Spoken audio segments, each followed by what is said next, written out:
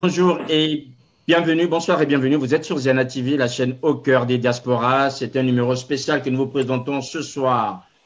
C'est rendre hommage à un homme, Zongo Soul. Zongo Soul, nous l'avons connu jeune, nous avons vu ce qu'il a apporté à la musique africaine et ce qu'il apporte encore aujourd'hui à la musique congolaise. Tel que vous le savez, il nous a quittés dans des circonstances assez malheureuses, puisqu'on ne sait pas encore de quoi est-il mort et pourquoi est-il mort.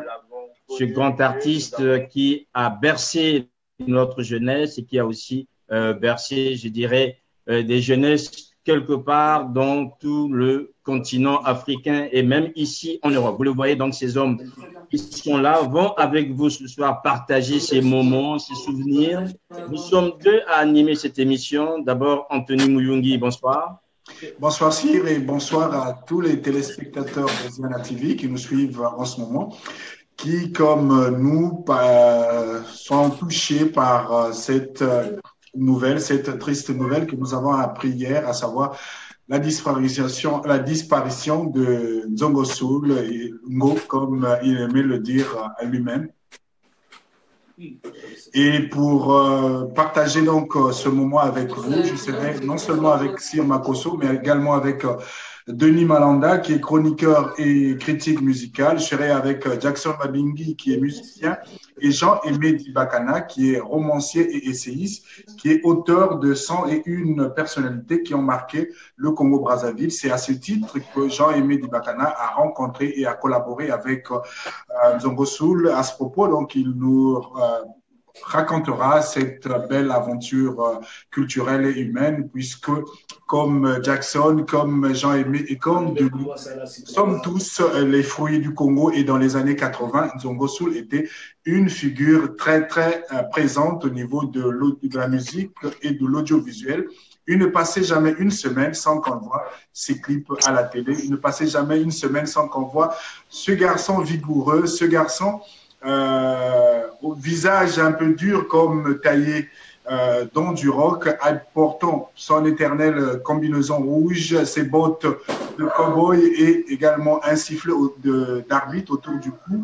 Nous allons également voir au cours de cette émission un autre grand artiste congolais qui l'a connu, c'est pratiquement la même génération, à savoir Balou Kanta. Donc, Sire, le plateau est ainsi posé. Nous allons donc partir en musique avec un extrait de Zongo Soul avec ce titre que tout le monde connaît, que tout le monde fredonne.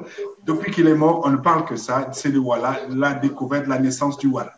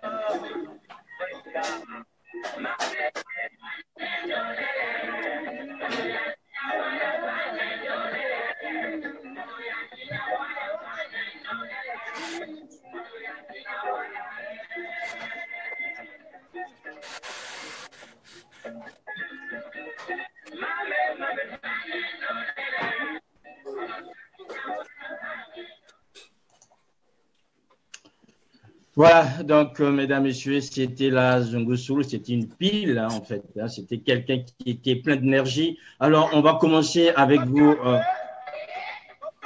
Denis Malanda, pardon. Ça, c'est la technique qui fait de ces siennes.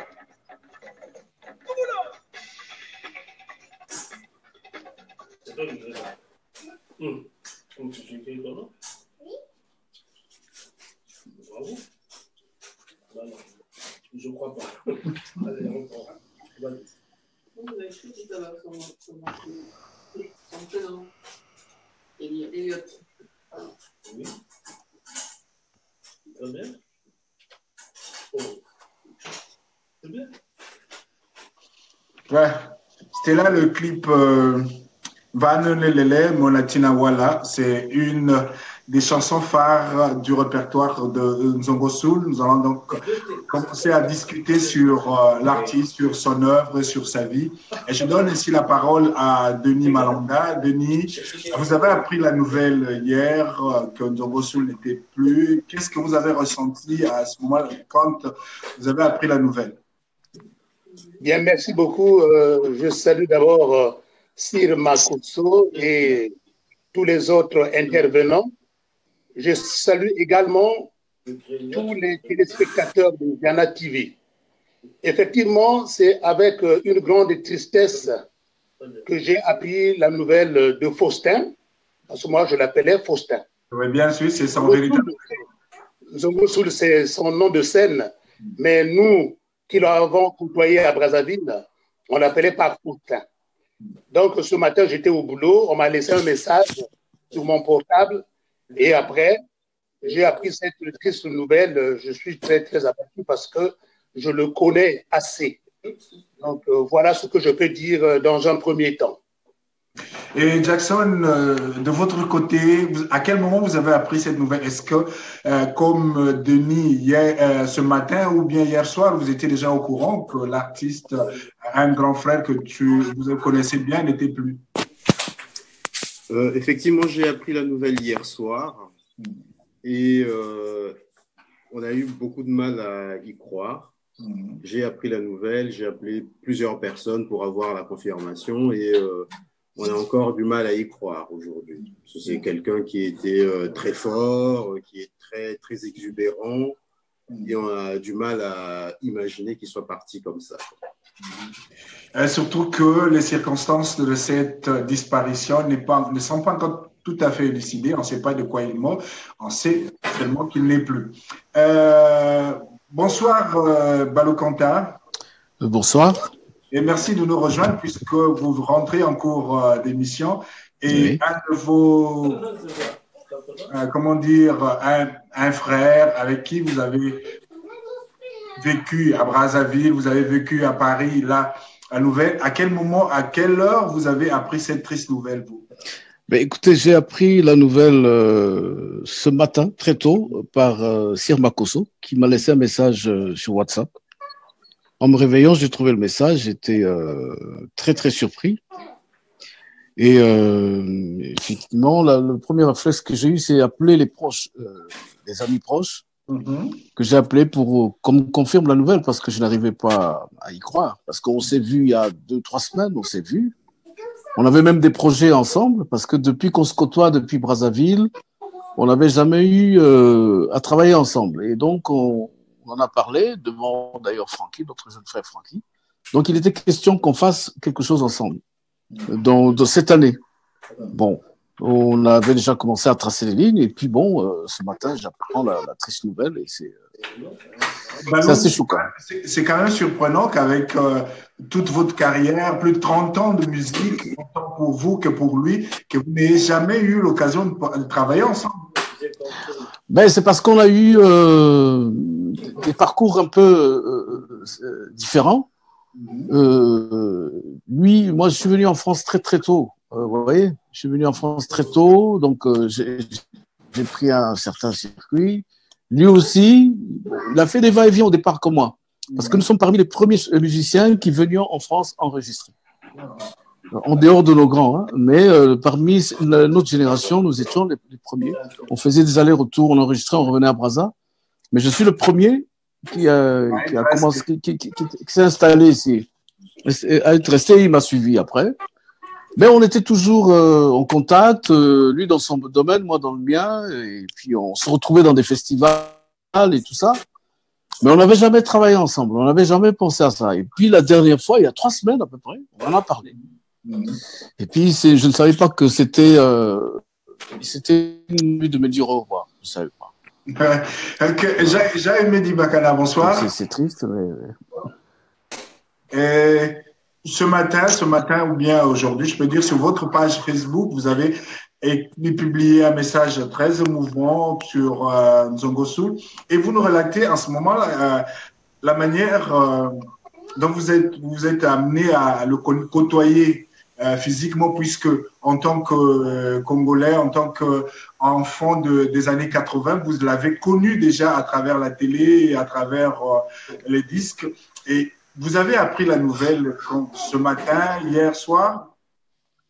Bon, moi, j'ai appris la nouvelle. J'ai appris la nouvelle comme je l'ai mis sur la page Facebook. C'est un musicien que nous connaissions. Personnellement, je le connaissais quand j'étais encore au collège. Et bon, c'était un personnage. Hein. C'était vraiment un personnage. Au temps où nous grandissions, c'était un personnage, bon, voilà, comme une star, quoi, un personnage extravagant. Il avait des longs cheveux épaules, il était toujours en jean, avec des soutiens, des ans, ainsi que autour du cou. Donc, pour nous, c'était vraiment un personnage que nous aimions bien rencontrer. Donc, parfois, on le croisait au hasard des rues, dans les villes. Déjà, et puis, il y a quelque chose d'important, c'est que nous étions au collège et lui, il était prof d'anglais. Donc, parmi nos copains, nous avions une personne qui enseignaient au collège. Et c'était assez bizarre pour nous de savoir que cette personne qu'on voyait à la télé, dans l'écouter les conférences, était professeur d'anglais. Avec ses mots bizarres, les débats, les ça. Et par la suite, j'ai eu l'occasion de le rencontrer à Paris, là, maintenant, physiquement, personnellement, dans le cadre du travail que j'ai fait. Et comme je l'ai dit ce matin, parce que moi je suis pas musicien, je n'ai rien à voir avec la musique,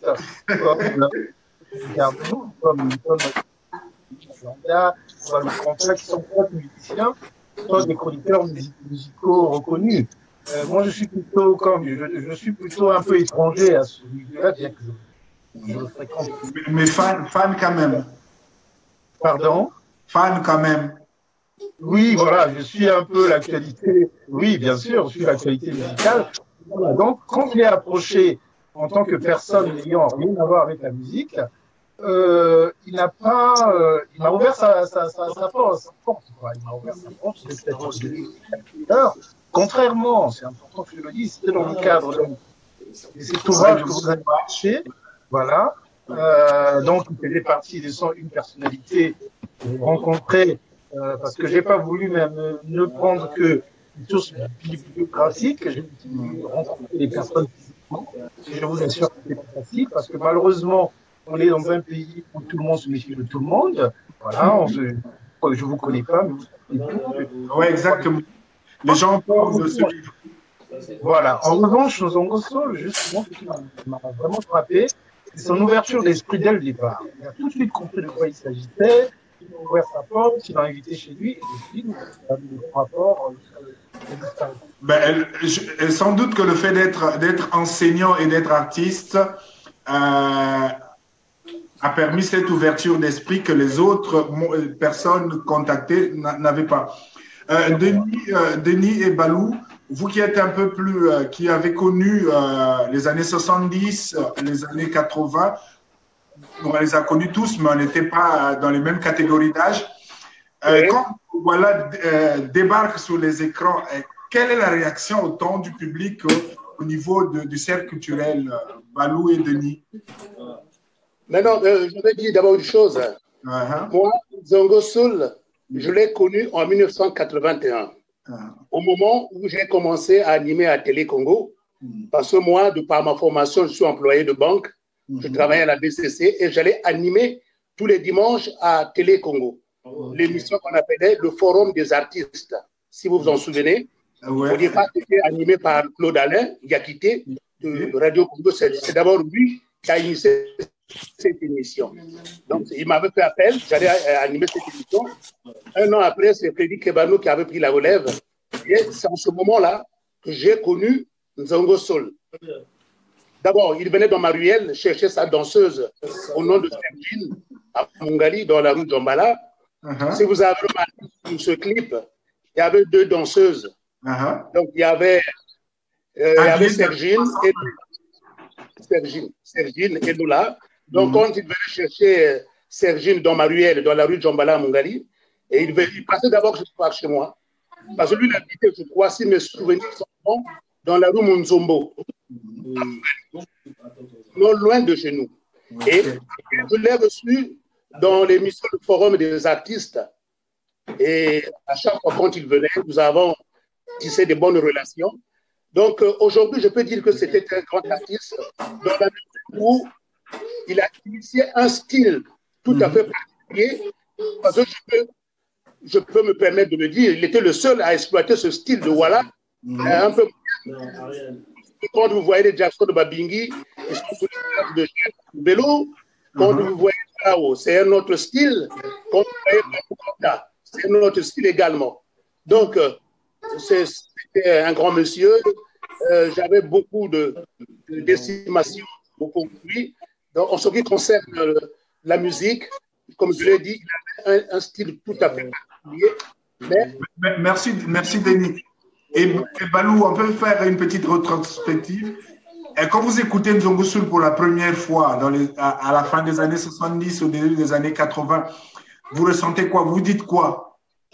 Bon, d'abord, je ne suis pas surpris parce que nous débattions déjà de la musique à l'époque.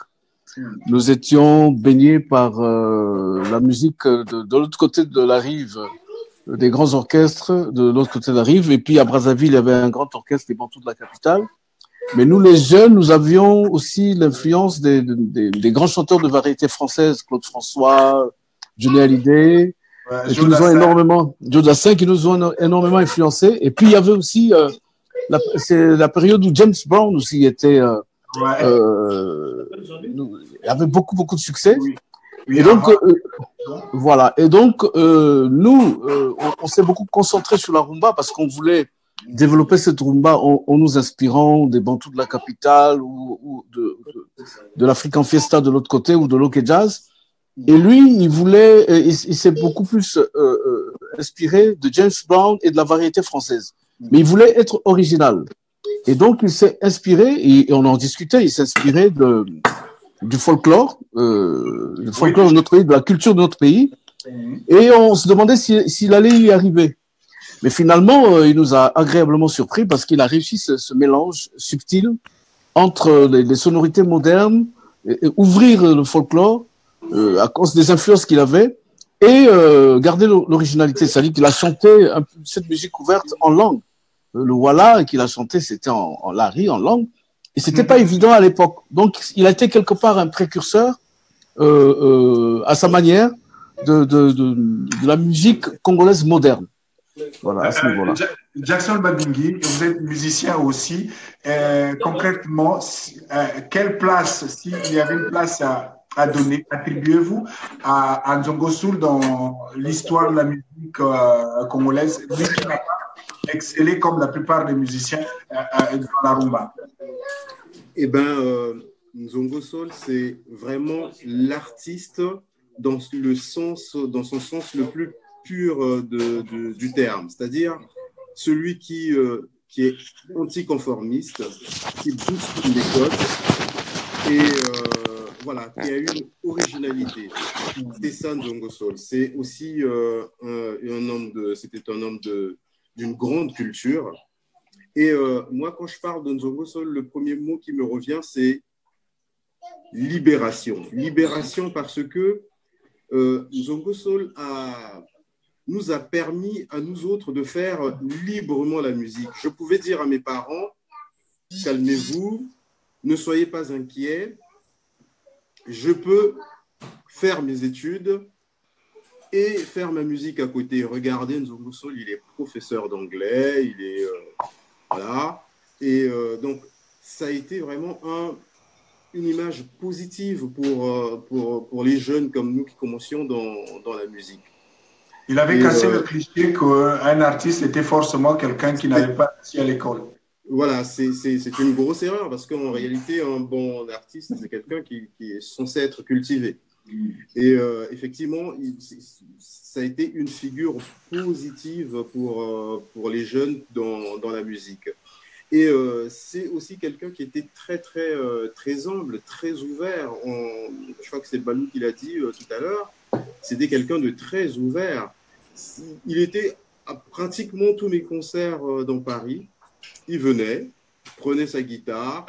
C'est quelqu'un qui reconnaît tout de suite c'est le grand frère. D'ailleurs, il le revendiquait. Je suis votre grand frère. Et dans mon dernier album, d'ailleurs, il a composé un morceau spécialement pour moi. C'est un grand honneur. Et je voulais aussi dire à Balou qui regrettait de n'avoir pas fait quelque chose ensemble. Mais en fait, en réalité, il le sait peut-être pas, mais si, il se retrouve dans une même chanson. Voilà. Grâce à moi. Oh. Hein. Au moins ça met du baume au cœur parce qu'il a été en plein. Exactement. Donc, Balou, j'ai invité Balou et d'autres artistes sur la chanson Congo de Jacques Loubello que je reprends. Et Nzongo Soul est venu chanter aussi. Donc voilà, comme je disais tout à l'heure, c'était quelqu'un de très ouvert, très humble. Et on perd vraiment un artiste. Jackson, est-ce que la nouvelle génération, les enfants nés dans les années 90, dans les années 2000, ont une idée de ce que Nzongo Soul a apporté à la culture et à la musique congolaise? Malheureusement, les enfants nés dans les années 90 sont victimes de cette espèce de déclin qu'on connaît dans notre pays, c'est-à-dire des enfants qui n'ont pas une grande culture, qui sont pas très éduqués, parce que ça part de là, et hélas. Mais Nzongo Soul n'a pas arrêté. Moi, je ne dirais pas cela pour la jeunesse congolaise, parce que j'étais récemment à Brazzaville et à Pointe-Noire en 2014. Et je peux vous dire que malgré la situation du pays, il y a des jeunes avec le peu de moyens qu'ils ont, qui sont des talents formidables. Ah oui, ça, oui. C'est-à-dire que au Congo-Brazzaville actuellement, je pense que c'est Nzongo Soul, le style de Nzongo Soul, c'est Nzongo Soul qui a donné la voix à ce genre de style, d'ouverture sur le plan de la musique. Et beaucoup de jeunes sont dans le sillage de Nzongo Soul. Moi, j'en ai vu à Brazzaville, j'en ai vu à Pointe-Noire. Et si vous écoutez ce qu'ils font sur YouTube, ils bricolent leurs morceaux, mais ils ont d'un talent incroyable. Ils sont d'un talent incroyable. C'est plus. Donc moi je pense que le Congolais, il est inventif. Le Congolais est intelligent. Moi je crois au Congolais. Il est intelligent, il est inventif. Simplement, il faut lui donner de l'espace, lui donner les moyens. Voilà. Et surtout dans la musique. Justement, on va et surtout dans la musique. Voilà. Oui. On va recevoir un autre Congolais inventif qui nous a rejoint sur ce plateau, qu'on n'a pas présenté. Oui. Il s'agit de Philippe Coco. Bonsoir Philippe. Oui, je bonsoir. rappelle pour les téléspectateurs de Ziana TV que vous êtes avocat et écrivain également. Vous êtes auteur du Dictionnaire général du Congo-Brazzaville, paru chez l'Harmattan. Et dans le dictionnaire, vous parlez également de Nzongo Soul. Alors Philippe, à quel moment vous avez appris la disparition du chanteur? Bon, bonsoir tout le monde. Alors, moi j'ai appris, parce que ces derniers jours, je n'étais pas sur Facebook, j'ai appris sa disparition hier, mais j'attendais quand même que la nouvelle soit, confirmée. Et aujourd'hui, finalement, ce matin, j'ai d'habitude, quand je vais sur Google, je tape toujours Google Actualité. Et c'est là où j'ai vu qu'il y avait des posts sur la confirmation de sa mort. Et à ce moment-là, je suis revenu immédiatement sur Facebook puisque je n'y étais pas depuis 1 ou 2 semaines.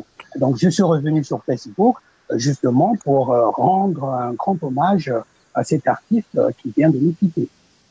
Est-ce que pendant l'élaboration de votre dictionnaire, vous avez eu à rencontrer physiquement Nzongo Soul, tout en sachant que artistiquement ou musicalement, vous l'avez déjà rencontré à travers les clips et autres? Non, pas du tout. Non, pour dire vrai. D'ailleurs, il y a même d'autres artistes qui sont sur le plateau, notamment Balou Kanta, qui se trouvent dans le dictionnaire. Mais vous imaginez, en 1999, j'étais encore étudiant, j'étais à Aix-en-Provence.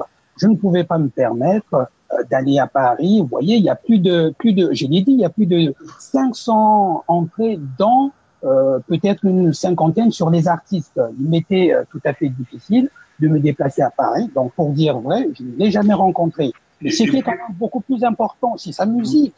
Vous voyez, sa musique, cette musique, quand j'étais à Pointe-Noire, moi j'ai grandi à Pointe-Noire, quand j'étais à Pointe-Noire, j'ai écouté la musique de Nzongo Soul, et quand j'ai travaillé effectivement sur l'entrée le concernant, et là, évidemment, j'ai approfondi les choses. Mais Nzongo Soul, je ne l'ai pas connu en 99, hein, pas du tout. Oui, non. On l'a connu tous dans les années 80. J'étais sur Télé Congo avec ce look un peu atypique. Tout à fait. C'était un personnage, comme m'a dit Jean-Aimé Dibakana. Sir Makosso, est-ce que vous avez un mot à dire ou une question à poser à Merci déjà Anthony. Tout à l'heure, je me suis un peu éclipsé parce que c'est le bug, hein, c'est des choses qui arrivent. J'aimerais bien voir, Balou, on vous connaît ici à Paris, la place que vous occupez au niveau de la musique. C'est quand même bizarre. Aujourd'hui, on va peut-être le regretter, mais il n'y a pas eu un projet avec Zongo, alors que vous êtes quand même 2 vieux Parisiens, si vous me permettez l'expression. Oui, mais c'est mon regret le plus fort, parce que il y a 3 semaines, j'ai rencontré Nzongo Soul, on était en studio devant le jeune frère Francky, et on a débattu, on s'est rappelé les souvenirs et tout ça, et puis finalement, il m'a dit, mais tiens, on n'a jamais fait quelque chose ensemble. Alors je pense qu'il est temps qu'on commence à le faire. Je dis, mais moi je fais de la rumba un peu, et toi tu es... Il dit, non, ça peut pas nous poser un problème, ça. Vu nos expériences, on va pouvoir... J'ai dit, mais ok, on va le faire. Et puis bon, on comptait le faire courant de ce mois, dans les mois qui viennent. En tout cas cette année. Et puis ce matin, c'est d'ailleurs Monsieur Sir Makosso, c'est votre message que j'ai reçu ce matin qui m'a annoncé la mauvaise nouvelle. Donc je suis vraiment profondément, je regrette énormément qu'on n'ait pas pu vraiment réaliser quelque chose ensemble pour laisser dans le patrimoine culturel congolais. Mais bon, on espère lui rendre hommage d'une autre manière. Voilà, en attendant cet hommage, Denis Malanda, vous avez été la plume et la voix. Ces années Télé Congo, le jeune Zongo Soul, comment est-ce que vous le percevez? Comment est-ce que vous l'appréciez? Est-ce que vous pressentiez qu'il arriverait là où nous l'avons tous connu à un moment donné? Oh, ben bien sûr, il avait du talent, ça se voyait. Parce que quand il venait à nos émissions avec les Freddy Kebano, on sentait déjà, on voyait le talent, même la façon dont il travaillait, parce que moi, j'allais souvent voir leurs répétitions. Donc, il n'y avait pas de doute. Franchement, il n'y avait pas de doute. Ce n'est pas parce qu'il est mort et qu'on doit parler du bien de lui. Non, je le dis avec toute sincérité qu'il avait du talent. Et on était sûr qu'il devrait arriver. Ou peut-être, ce que moi je regrette, ça je vous le dis franchement, il n'a pas eu cette réputation, c'est-à-dire cette dimension internationale comme Zao par exemple. Hein? Ça c'est vrai. Mais c'était un grand artiste. J'avais du talent, on le présentait déjà. Et puis, les souvenirs que j'ai, je vais en profiter. Vous en souvenez, Sir Makosso, le 13 décembre 2014, nous nous sommes retrouvés à Sévran-Bodot, où le jour où j'étais maître de cérémonie du gala de Diaspora Congo-Brazzaville. C'est d'ailleurs ce jour-là que j'ai fait votre connaissance. Oui. Et si vous en souvenez, j'avais présenté Nzongo Soul dans la salle. Tout à il fait. Est venu, mais c'est vrai qu'il n'avait pas chanté, mais il est venu animer un peu avec moi. Mais voilà des souvenirs que j'ai de Nzongo Soul. Et franchement, je suis très, très bouleversé. Et ce jour-là, d'abord, nous avons fait des photos souvenirs avec Jackson Babingi, il y avait Martial Prince, il y avait Nzongo Soul et moi, et puis il y avait Loko Masengo, Lo Benel, et puis Dino Vango. Donc, cet après-midi, j'ai publié ces photos souvenirs sur Facebook. Voilà. Alors, Jean-Yves Dibakana, vous êtes un homme de lettres hein, avant tout, vous êtes un écrivain. Très souvent, dans les allées du Salon du Livre de Paris, on a toujours vu Zongo aussi être là dans les parages, hein, souvent presté, mais souvent être autour du livre. Je pense que vous avez eu des moments d'échange avec lui. Est-ce qu'il portait des livres en lui tel qu'il portait la musique? Oui, je crois que Jackson Babingi l'a dit tout à l'heure. Ce que moi je retiens en tout cas dans le personnage de Zongo Soul, c'est déjà la dimension humaine d'abord, effectivement, et puis la dimension intellectuelle. Dans l'intellectuel, je mets la curiosité, la recherche, donner du sens aux choses et tout ça. Il était vraiment à fond là-dedans. Et j'étais toujours impressionné lorsque j'avais une discussion avec lui. Il m'emmenait toujours sur ces terrains, comment dire ça, sur ces terrains un peu philosophiques. Excusez-moi, mais il a été un bon linguiste parce que j'ai été à la fac avec lui. On avait le même professeur de linguistique. Il a été l'un des meilleurs élèves en linguistique. Ça m'a pas surpris qu'aujourd'hui il maniait le mot. Il savait manier les mots. C'était un grand intellectuel, un homme brillant, en dehors de son côté artistique. Et donc. C'est un gros intellectuel. Voilà. Il a théorisé beaucoup de choses. Il a théorisé notamment la fameuse musicosophie, qui était dans une sorte de gage entre la musique et la philosophie. Pas n'importe quelle philosophie, quand même. La philosophie, et tout ça. Donc il trouvait justement le lien. Et il m'a expliqué un truc, je l'explique dans le livre, mais je ne l'ai pas en tête. Il avait pu scinder la musique par trois états, mais vraiment j'ai pas ça en tête, mais c'était très intéressant. Alors pour revenir dans les deux rencontres, notamment du livre, il était toujours présent, il assistait aux débats, il a d'ailleurs aussi animé les débats au Salon du livre, comment dire ça, en tant que conférencier. Il a animé des débats, il a assisté aussi aux débats, et il était toujours là, justement, à échanger avec les écrivains. Il était très curieux. Il fréquentait vraiment ce milieu culturel. Il n'était pas seulement dans le milieu musical, d'ailleurs, un peu comme tous, Jackson, c'est un peu pareil, et d'autres musiciens aussi. Et vraiment, il était toujours présent. Quand il y avait des choses en lien avec les livres, on ne parlait pas du tout de musique, il était présent. Ça, c'est quand même quelque chose. Je vais ajouter, Jean-Aimé Dibakana, je vais ajouter une chose. Je m'en souviens, Nzongo Soul, une fois, m'avait fait une réflexion. Il me dit le mot baka. Baka, c'est un verbe qui veut dire avoir. On l'a kaba veut dire donner. Oui. Il me dit, Denis, tu vois, on a interverti ce mot kaba baka. C'est-à-dire, si tu n'as pas quelque chose à donner, si tu n'as pas quelque chose, donc tu ne peux pas partager. Donc, au départ, il faut que tu aies d'abord le baka, et pour que tu... Avant d'avoir le kaba.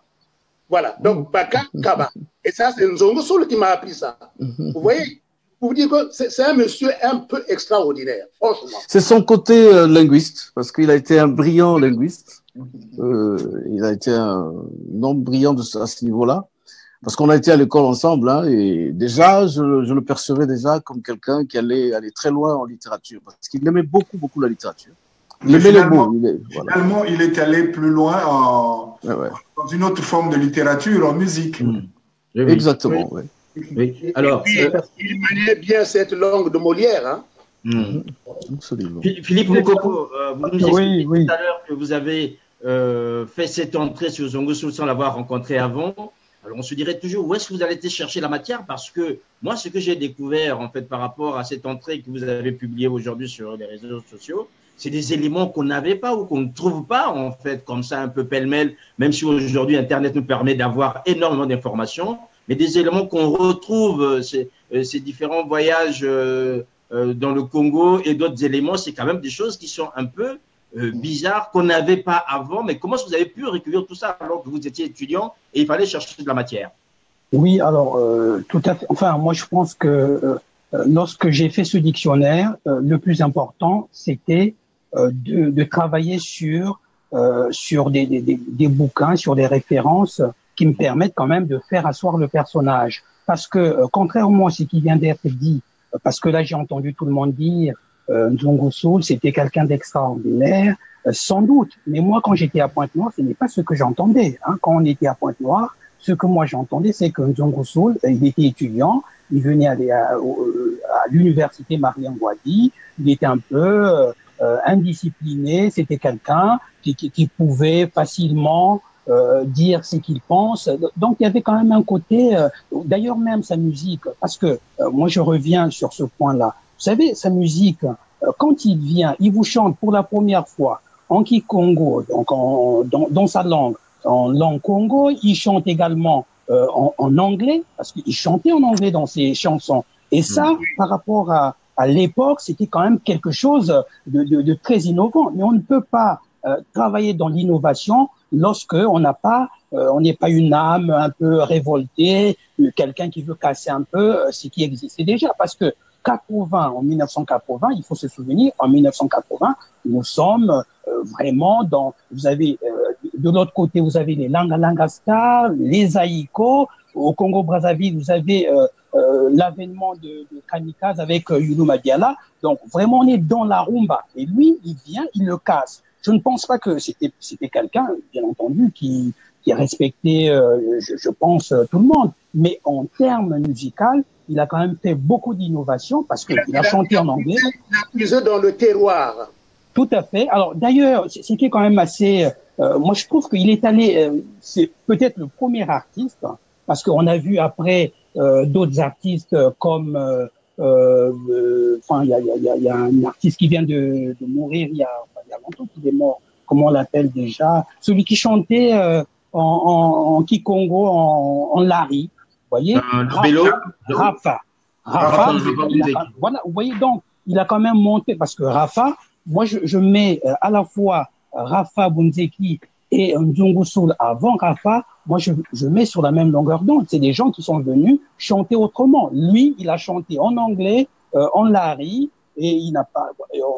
moi, j'ai pas beaucoup écouté des chansons de lui en Lingala. Et quand vous voyez Rafa Bunzeki, lui, il est venu complètement tout changer. Il a eu, enfin, je pense qu'il n'était pas complexé. Donc, je pense quand même que dans Nzongo Soul, il y a ce côté décomplexé. Il est décomplexé. Et à ce moment-là, il a fait ce qu'il a fait. Alors, pour revenir sur les sources, alors bien sûr, on a entendu certaines choses sur l'artiste, mais lorsqu'on fait un travail scientifique, parce que mon travail, ce n'est pas ce que j'ai entendu. Hein, ce que j'ai entendu sur Nzongo Soul, ça je le garde pour moi. Mais si je fais un travail scientifique, je suis obligé de m'appuyer sur des sources.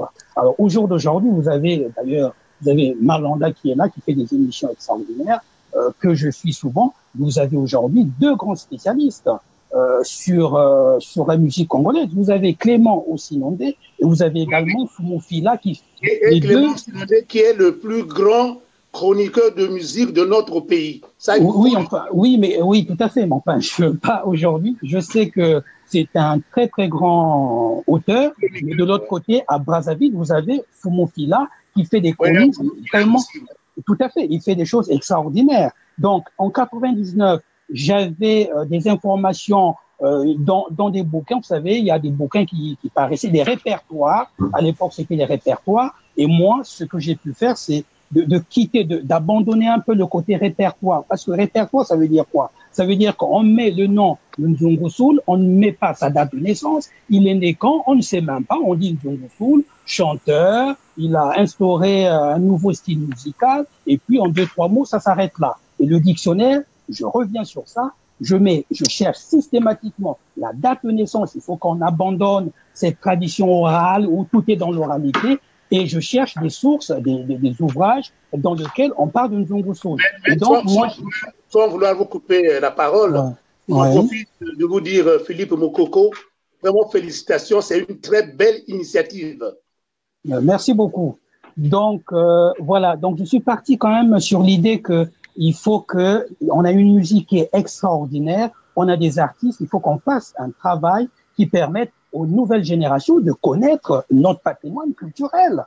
Et donc, quand je travaille sur Nzongo Soul, je me contente pas de ce que j'ai entendu, puisqu'à Pointe-Noire, j'ai entendu ça. Mais ça, je ne peux pas le mettre dans un dictionnaire. Et donc, je me suis appuyé sur des sources.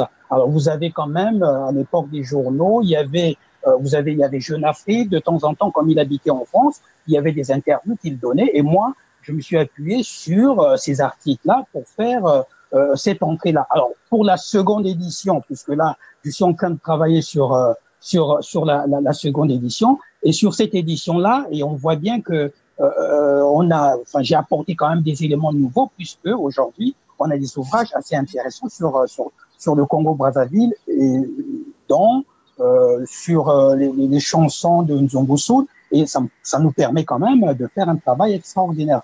Donc voilà. Mais sinon, j'ai d'autres choses quand même à dire sur Nzongo Soul pour voir quel est son poids dans la musique congolaise. Denis Malanda, allez-y. Oui, allez-y. Témoignage. Bon, moi je m'en souviens, dans les années 80, quand Pamelo avait sorti L'argent appelle l'argent, il est revenu au pays et Nzongo Soul était en vogue. Pamelo est venu me chercher chez moi pour aller féliciter Nzongo Soul chez lui à Mungali. Et si Jackson Babingi a une bonne mémoire, j'en ai parlé le 13 décembre 2014 quand nous nous sommes retrouvés à Sévron-Bodot. Vous voyez, c'est pour vous dire que Nzongo Soul c'était un grand artiste. Vous voyez quand même Pamelo Munka, vedette internationale, est venu me chercher pour aller féliciter Nzongo Soul chez lui, dans la rue Moujobo, chez lui, à Mungali. Donc, c'est un témoignage. Pour compléter ça, il faut quand même dire que en 1984, il y avait 5 meilleurs artistes du Congo-Brazzaville. Donc, le premier meilleur artiste, c'était Zao.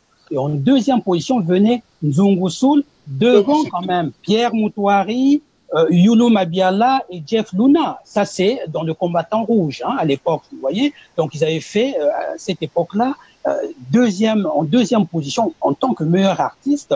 Alors, il faut rappeler quand même que en 78 déjà, il avait remporté le premier prix au festival. Effectivement, il avait un succès énorme. Oui, tout à fait. Et donc, moi, je me souviens à l'époque quand j'étais à Pointe-Noire, c'était assez curieux parce que on pouvait rentrer dans un bar, à la fois on mettait la rumba, les haïkos, Et puis, du coup, on mettait un Zongo Soul. Il y avait un monde extraordinaire parce que ça permettait de changer de danse. Vous voyez, d'abandonner les danses de l'époque, des danses très, très chaudes. Et à ce moment-là, on commençait à danser cette danse qui vient, je pense, de la culture Congo. Et donc, moi, je pense qu'à l'époque, c'était quelqu'un non, il a fait des choses extraordinaires. Je pense qu'il a, ce qu'on peut retenir de lui aujourd'hui, c'est quoi?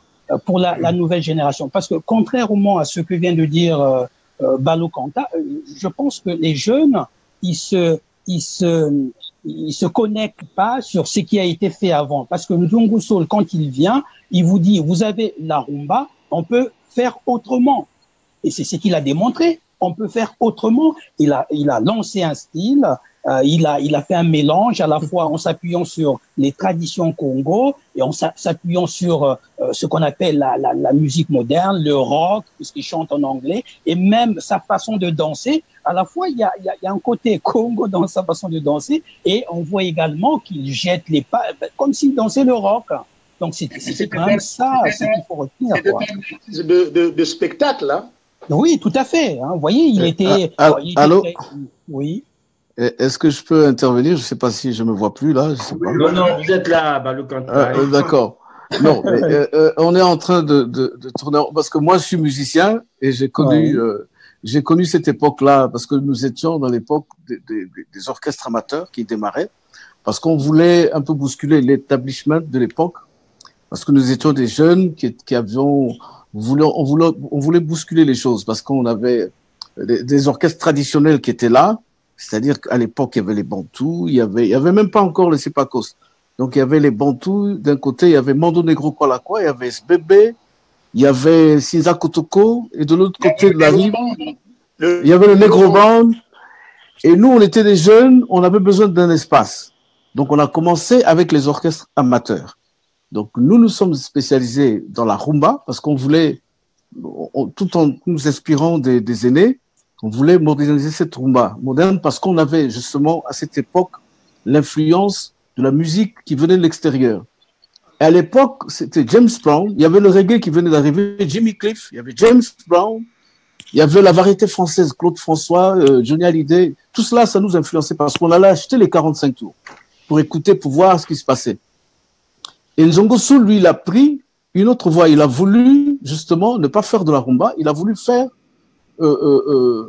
du rock, de R&B, mais en s'inspirant de la tradition congolaise. Pour nous, c'était un défi extraordinaire parce qu'on se demandait comment il allait y arriver. Et c'est là où le génie inventif de Nzongo Soul a été concluant parce qu'il a réussi, tout en s'inspirant de la musique internationale, à faire une sorte de patchwork de musique congolaise moderne. Tout le monde. Voilà, et en chantant en langue. Donc, il a quelque part innové. C'était une forme d'intelligence dans la musique. Donc, pour moi, je n'étais pas surpris parce qu'on en débattait, on en parlait. Parce que nous étions les acteurs à l'époque. Donc, lui, il a suivi cette voie qui a marché parce qu'il était le premier d'ailleurs à venir en France à revenir avec un 45 tours. Il était le premier à le faire en France. Et donc, ça nous a donné l'envie aussi de venir aussi réaliser nos albums en France. Mais on débattait beaucoup de la musique. À l'époque même, les orchestres amateurs, il y avait l'orchestre de lycée de la Libération avec, vous vous souvenez, celui qui a la télévision, là, comment il s'appelle? Mbemba. Oui, mais il y avait aussi Jean-Claude Kakou, il était le guitariste. Voilà. Voilà. Roch Mavounia, notre modèle à nous tous, c'était Frédéric Ebano. Frédéric Ebano qui venait nous aider, qui nous a beaucoup influencé à l'époque. Parce que moi, par moments, j'étais le guitariste aussi de Frédéric Ebano. Donc, qui m'a appris, c'est lui qui nous a apporté, qui nous a fait écouter d'autres musiques qu'on n'écoutait pas dans les radios ou dans les radios, que ce soit à Brazzaville ou à Kinshasa. Mais Frédéric Ebano, comme il avait des connexions avec les ambassades, il nous amenait, il nous faisait écouter des 45 tours, des 33 tours de musique américaine, de musique jamaïcaine. C'est Frédéric Ebano qui nous a énormément influencé. Et nous, on est allé dans la rumba et Nzongo Soul a suivi cette voie brillamment. Et il a réussi. Et donc, les AO sont venus après. Ils ont emboîté le pas. C'est celui qui a ouvert la voie de tout ce qu'on fait les AO après. C'est Nzongo Soul. Voilà, c'est Nzongo Soul. Oui, bon, non. Lui, il n'a pas eu le succès de. Oui. Voilà. Oui, oui. Non, mais je suis tout à fait d'accord. Mais je pense pas. Donnons un peu le temps à Jean-Aimé de s'exprimer. Oui. Ça fait un moment qu'il est en train de nous écouter. Allô? Oui. Allô? Oui. Pour poursuivre un peu ce qui dit. Oui, il n'y a pas de souci, oui. Je pense qu'effectivement, il est difficile de faire des comparaisons. C'est-à-dire qu'on ne peut pas dire, par exemple, comme je viens de l'entendre, que Nzongo Soul faisait de la meilleure musique que, je ne sais pas moi, que Pamelo, ou qu'à cette période-là, c'était le meilleur. Je pense qu'on ne peut pas voir les choses comme ça, parce que ce n'est pas le même genre de musique. Comme Baloukan vient de l'expliquer. Exact. Par exemple, Baloukan, il était dans la rumba. Et Nzongo Soul avait un style tout à fait différent. Je vois mal comment on peut le comparer. C'est pas comparable. C'est deux styles différents. Le mérite de Nzongo Soul, effectivement, comme d'autres artistes, c'est d'avoir fait naître un style qui était à eux, qui n'existait pas, en citant les enfants du folklore, en le modernisant un peu, en lançant ce style-là, donc, qui était tout à fait nouveau sur le marché. Pour revenir aussi au caractère un peu transgressif de Nzongo Soul que signalait Philippe Moukoko, évidemment, ça ne fait aucun doute. Et ça, il a porté ça vraiment, on va dire, au dernier jour. Parce que, quand même, cela a été dit, déjà rien que par son look, dans ces années 80, c'était un look transgressif. N'oublions pas qu'on était dans une. Alors que la SAP commençait à naître. Non, la SAP, non, c'est pas que la SAP commençait à naître. Non, commencer à renaître dans un courant, puisqu'à un moment, ça avait été noyé par. La SAP a toujours existé depuis longtemps. La SAP ne venait pas de naître. Non, on ne le connaît pas. Mais vous savez aussi bien que moi, Denis, que pendant un moment, la SAP, on n'en parlait plus. C'était plus politique, c'était plus des actions, des activismes au niveau politique. Et au début des années 80, un nouveau courant, un nouveau souffle. C'est de ça que je parle. Je ne dis pas que. D'accord. Je ne dis pas que la SAP est née dans les années 80, non, mais il y a eu un courant, et le courant qui a apporté le mouvement, qui a donné une fraîcheur au même mouvement, avec notamment l'arrivée. Dans les années 80, on appelait ça le parisianisme. Voilà. Jean, tu es en train de dire? Oui. Alors là, je pense que je vais être lâché par ma batterie. Je vais... Pas de souci. Merci d'avoir été avec nous, Jean-Aimé. Merci d'avoir partagé ces plateaux, ces anecdotes avec nous. Et on aura l'occasion peut-être dans un proche avenir de faire un autre plateau, cette fois-ci dans les canaux normaux pour continuer à parler de cet artiste, puisque on n'aura peut-être plus jamais l'occasion de se retrouver comme ça pour parler de lui, sauf peut-être individuellement, sauf peut-être parler de sa musique. Sir, si vous pouvez ajouter quelque chose. Voilà, on va donc, messieurs, redécouvrir en fait Sonzongo dans un autre clip, en attendant qu'on puisse faire une pause si vous le voulez bien. Alors, Anthony, ce qui est important, notamment vous qui nous suivez en ce moment, c'est aussi d'intervenir en fait, de nous proposer des éléments qui permettent surtout de comprendre vos souvenirs. On parlait tout à l'heure que Nzongo a fait, je dirais, a fait rêver des jeunes. Il a ramené un courant qui, lui, n'était pas, je dirais, normal à un moment donné. On va l'écouter et puis nous reviendrons tout à l'heure.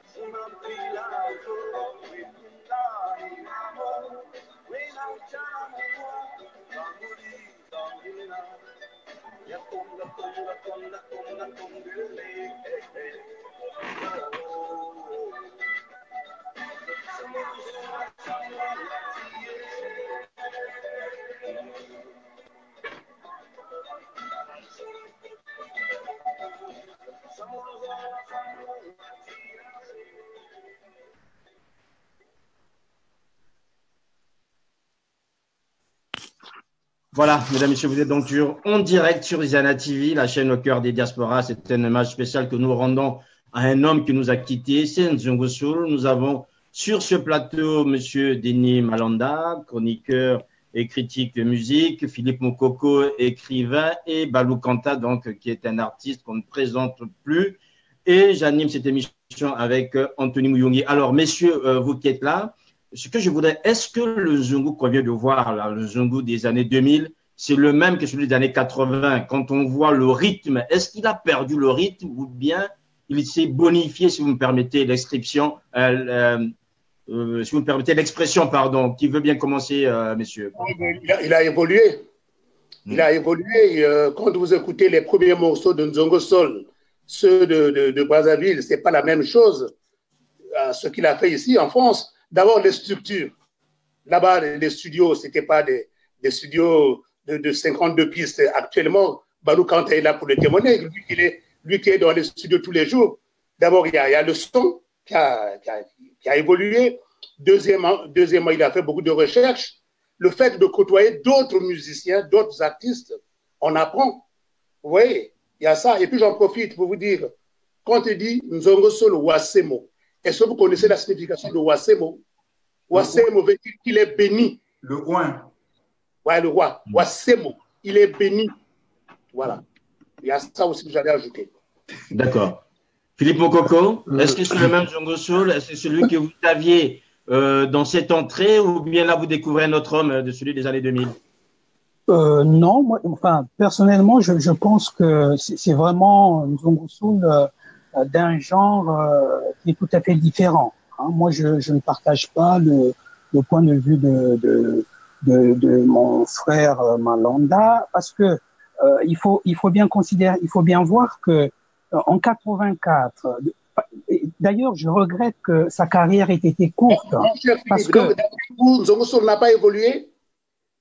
alors, je reprends, parce que moi j'ai regardé une vidéo sur Internet où lui-même, on lui a posé la question de savoir, mais pourquoi en 84 vous avez fait danser le Congo-Brazzaville, on vous attendait et vous êtes venu en France, oui, dans les années 84, et depuis on ne vous entend plus. Qu'est-ce qui s'est passé? C'était une question assez intelligente qui lui avait été posée. Et lui-même, il dit, mais écoutez, moi quand je suis venu en France, en 87, j'ai commencé à chanter avec Bernard Lavilliers. Peut-être qu'on reviendra sur cette partie-là. Il dit, quand je suis arrivé en France, j'avais un succès extraordinaire. J'ai chanté avec tous les artistes du showbiz. Et donc, c'est à partir de là que ça a commencé à s'émousser. Il a reconnu. Donc, évidemment, il a essayé de revenir. Mais Nzungu Soul des années 2010 et Nzungu Soul de 84, rien à voir. En 84, on a vu les premières chansons, mais il y avait du dynamisme. D'après vous, il y a eu régression. Moi, je pense que sa musique s'est affaiblie un peu parce que, alors, déjà, ce n'est pas que Nzungu Soul, mais on peut prendre aussi Fernand Mabala. Vous voyez, Fernand Mabala, dès qu'il a eu un grand succès, il est venu en Occident et plus jamais il a essayé de chanter. Moi, je pense que sa musique a perdu un peu de... Mon cher Philippe, il y a deux choses différentes. C'est-à-dire, tu peux faire un morceau à succès et par après, vous sortez un deuxième morceau qui ne connaît pas de succès. Ça, c'est autre chose. Moi, je parle de la progression en tant qu'arrangement, en tant que son. Vous voyez, je parle de ça. Oui, je suis d'accord, mais moi, tout à fait, mais moi, je répondrai personnellement. C'est pas un échange de parole entre vous. On va poser la question à Balou, qui est musicien. Est-ce que vous partagez le point de vue de Denis, selon lequel Zongo Soul a évolué, bien entendu, s'est bonifié avec en travaillant dans les meilleures conditions à Paris, ou vous pensez, comme Philippe, qu'il a eu sa carrière, sa musique se sont moussées bien plus tôt avant sa disparition? Non, mais je ne sais pas si on m'entend. Oui, on vous entend. Ok. Non, moi je pense il y a confusion. Les premiers disques de Zongo Soul se sont adressés à un certain public, c'est-à-dire le public congolais. Donc le public était réduit. Quand on arrive en France, le public s'élargit et c'est un autre contexte socioculturel. Et puis, quand on arrive ici, on côtoie d'autres musiciens, d'autres univers, et on se bonifie, parce que voilà, on écoute autre chose et on se bonifie aussi avec les expériences qu'on acquiert. Donc forcément, l'inspiration n'est pas la même, parce que on doit s'adresser au monde entier quand on est ici, alors que quand on est au Congo, on pense d'abord au public local. Donc, et puis il y a une chose, on peut faire une chanson populaire, mais cela ne veut pas dire qu'on peut la faire tout par. Les chansons populaires viennent de temps à autre. Mais il y a des gens qui font des chansons populaires qui ne sont pas des grands musiciens. Oui. Mais il y a des gens qui sont des grands musiciens. Balou Soul a fait une chanson qui était populaire, mais ça n'enlève pas ses capacités musicales. Ça n'enlève pas ses capacités musicales. Et quand il est arrivé ici, il a tenté d'autres choses pour atteindre un plus grand public. Cette musique-là n'a pas peut-être été comprise au Congo. Voilà, moi c'est ce que je peux penser, mais sinon, voilà, moi c'est ce que je pense. Balou, l'énorme succès des Noirs et Blancs. Noirs et Blancs, c'est la chanson en featuring avec Bernard Lavilliers. Voilà, c'est la preuve. C'est la preuve. Il chante. Mais c'est 87. Cette chanson, c'est 87. Exactement. Oui, après l'immense succès de Noir et Blanc, on s'attendait à ce qu'il atteigne D'autres Non, non, il y a ce que moi je pense qu'il faut souligner une chose. Dans Noir et Blanc, il chante en featuring avec une grande star qui est Bernard Lavilliers. Attention. C'est une chose de faire un featuring avec un artiste et c'est une autre chose de faire une carrière solo, de faire des chansons en solo. Donc, on ne peut pas, voilà, on ne peut pas attendre la même chose. Donc, lui, il devait s'affirmer en tant que Zongo Soul.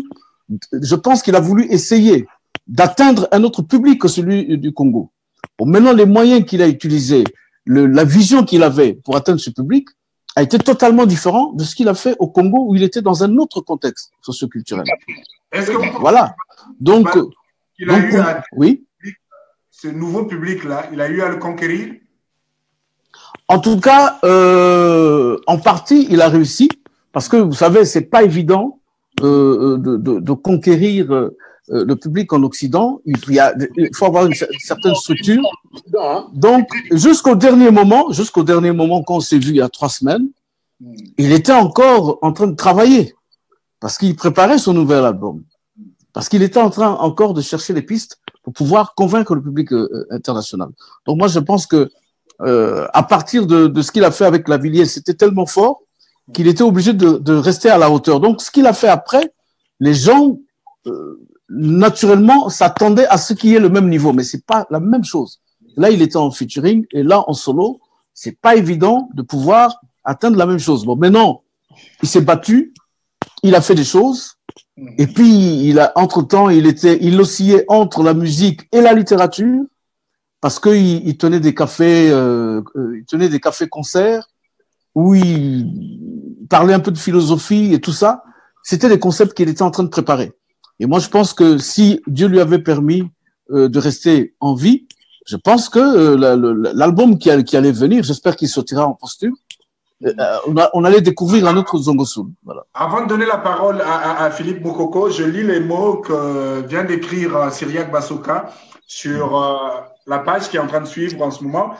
Zongo Soul avait changé de cap. Sa musique n'était plus une musique locale, mais plus une musique pour un marché international. Exactement. Où il a mélangé son concept avec d'autres sons. Donc, exactement. C'est ce que je suis en train de dire. Denis Malanda et de François Balou. On vous écoute, Philippe Moukoko, si vous avez quelque chose à ajouter. Oui, tout à fait. Alors là, aujourd'hui, bien entendu, on est en train de faire une rétrospective. On essaie de revenir sur sa carrière pour de façon scientifique. Tout à fait. Parce que c'est un artiste qu'on adore. Donc, c'est un artiste, c'était un grand artiste, on l'a dit. Donc, il n'en demeure pas moins que lorsque nous, on revient sur sa carrière, on doit dire 79 jusqu'en 84, il était au top, peu importe. D'ailleurs, il a remporté au Congo. Au Congo. Il était au top au Congo. Attendez. En 84, il a remporté le prix découverte RFI. Donc, ne me dites pas que c'était un jury congolais. Non. Quand il a été découvert. De 79. Non, écoutez. En 79 à 84. En 84, il a remporté le prix TF1 découverte 84. Donc, c'était en France. En 79, il a été primé, il a remporté le premier prix au festival d'Afro-Soul devant, vous savez, le grand saxophoniste camerounais. Donc, c'est lui qui l'avait repéré à l'époque. Donc, je considère, c'était un grand artiste, mais il n'en demeure pas moins que de 79 jusqu'en 1984, c'était extraordinaire. Et il est venu en France, il est apparu dans la chanson avec Bernard Lavilliers. À partir de 1987, il a fait des choses qui, non, même au Congo, ça n'a pas connu beaucoup de succès, en France non plus. Donc, on doit dire, moi, personnellement, ce que j'aime, c'est le Nzongo Soul du Congo jusqu'en 84. Oui, j'ai écouté d'autres chansons. S'il vous plaît, Denis, s'il vous plaît, Philippe n'a pas tout à fait tort parce que quand on lit tous les hommages qui sont rendus depuis hier soir en Zongo Soul, les gens ne reviennent qu'à cette époque de 79, notamment avec sa combinaison rouge, ses bottes de cowboy. On a l'impression que sa carrière s'était arrêtée là. S'il vous plaît, mon cher Mouyongi, c'est pas dire que quand une chanson n'a pas connu du succès, c'est que vous avez régressé. C'est pas forcément ça. Non. Je prends l'exemple de Balou Kanta qui est là. Aujourd'hui, c'est un artiste est devenu même arrangeur. C'est ce que vous oubliez. Il peut sortir une chanson qui ne connaît pas de succès, mais ce n'est pas dit qu'il a régressé. Non, mais le dernier album dit de ça. Balou, je ne peux pas dire qu'il n'a pas fait de succès. On l'a aimé, hein, le tout dernier Balou. Voilà. Vous dites que c'est normal, hein, chacun de nous donne son point de vue. Moi, je donne le mien. Je sais que Zongo Soul, pour moi, il a progressé. Parce que je l'ai dit, l'environnement, hein, rien que l'environnement ici, ça l'a beaucoup aidé. Bon, ça, c'est mon point de vue. Mais je crois qu'il est partagé. Exactement. Et... En tout cas, pour moi, en tant qu'artiste, pour moi, Zongo Soul a été constant et même arrivé ici, il a pris de l'épaisseur. Il a pris de l'épaisseur. Voilà. Donc maintenant, voilà.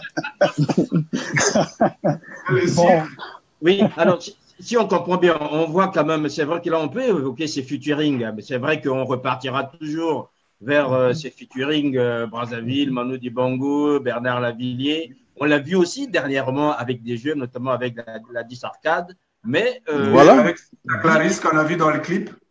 Tout à fait, mais c'était plus enfin, si vous me permettez, c'est plus le même Zongo Soul qu'on a vu dès le départ, qui aujourd'hui apporte toute une philosophie dans ses chansons, parce que dans la dernière chanson qu'on a diffusée tout à l'heure, on a bien compris qu'il y a toute une philosophie où il parle de lui, qu'il n'est pas maudit, qu'il a encore toute sa tête, qu'il est venu et tout ça. On se rend bien compte qu'aujourd'hui, il était plus en train. Était-il déjà dans la transmission, en fait, quand on le voit évoluer, notamment aujourd'hui avec ces jeunes auprès desquels il a prêté soit sa voix ou ses conseils, ou encore sa philosophie de la musique, Balou? Mais à un certain moment, après avoir acquis une certaine expérience, il faut transmettre. Moi, je pense qu'il était dans la suite logique de tout musicien qui a su mener une bonne carrière. À un moment donné, on arrive à un stade où on doit transmettre. Et actuellement, d'ailleurs, je suis dans le même cas parce que quand j'étais au Congo, j'ai vu beaucoup de jeunes qui ont beaucoup de talent, mais ils ont besoin, par exemple, d'être encadrés. Et donc, nous qui avons l'expérience, qui courons toutes les scènes dans le monde, comme font les Occidentaux, comme font les autres, si le Congo pouvait nous permettre d'aller faire ce qu'on appelle des workshops pour aller expliquer aux jeunes comment il faut se tenir sur scène, comment il faut monter un groupe, comment il faut chanter dans le micro, ce serait une bonne chose pour l'évolution de notre musique. L'expérience que vous avez acquise. Mais bien sûr, bien sûr. Je vous signale le retour parmi nous de Jean-Aimé Dibakana. Et Jean-Aimé, peut-être que vous avez suivi sans participer, on a parlé un peu de la fin de carrière. Denis Malanda et Balou Kanta estiment que Zongo Soul, en arrivant en Europe, s'est bonifié, s'est étoffé. Il est devenu meilleur artiste qu'il était au Congo. Et ce qui Philippe Mokoko ne soutient pas. Pour Philippe Mokoko, en arrivant en France, c'était le contraire, c'était plutôt la traversée du désert, outre le succès de Noir et Blanc, son featuring avec Bernard Lavillier. À ce niveau, quel est votre point de vue? Est-ce que l'Europe a permis à Zongo Soul de grandir artistiquement, humainement et spirituellement? Puisque vous savez aussi bien que moi que l'aspect spirituel comptait beaucoup dans sa façon de vivre, dans sa façon de... Absolument. Absolument, c'est bien. Oui, alors je pense que humainement et artistiquement et spirituellement, humainement et spirituellement, effectivement, je pense qu'il a grandi, il a beaucoup grandi, mais artistiquement, en effet, par rapport, parce que voilà, il est arrivé sur la scène congolaise vraiment comme, voilà, avec une très grande force, et malheureusement, lorsqu'il s'est installé en France, effectivement, bon, on ne peut pas dire que ça a été, voilà, on n'a plus vraiment entendu beaucoup parler de lui, quoi. En dehors, effectivement, son album avec Gérard Lavillier, avec Bernard Lavillier. Voilà. En dehors de celui-là qui a été mondialement connu, en dehors de ça, bon, il a fait un album également qui était très bien, qui a été très bien vendu, qui s'est très bien vendu, je veux dire, artistiquement. Mais en dehors de ça, bon, alors que vraiment, il est arrivé en coup de vent, quoi. Donc c'est vrai qu'on peut penser que artistiquement, alors maintenant, il faut également prendre en compte les aléas de la France. Hein, voilà. La France, comme on le sait, pour les artistes, c'est pas évident, c'est pas facile. Les artistes qui quittent le pays et viennent ici, qui réussissent, bon, quand même, il faut avouer qu'on les compte un peu. Même sur les doigts de la main. Exactement. Non, moi, je ne sais pas si je peux intervenir. Oui, voilà. Excusez-moi de vous couper, monsieur Dibakana. Moi, je considère que Zongo Soul fait partie de ces artistes qui ne font pas des albums à la chaîne. Parce que ce qu'on peut reprocher à Zongo Soul, peut-être, c'est de ne pas avoir eu beaucoup de production. Parce qu'il n'a pas fait, il faut le signaler, il n'a pas fait beaucoup d'albums par rapport au nombre d'années qu'il a passé en Europe. Parce qu'il y a des artistes qui font le choix de faire des albums de qualité, ils prennent leur temps.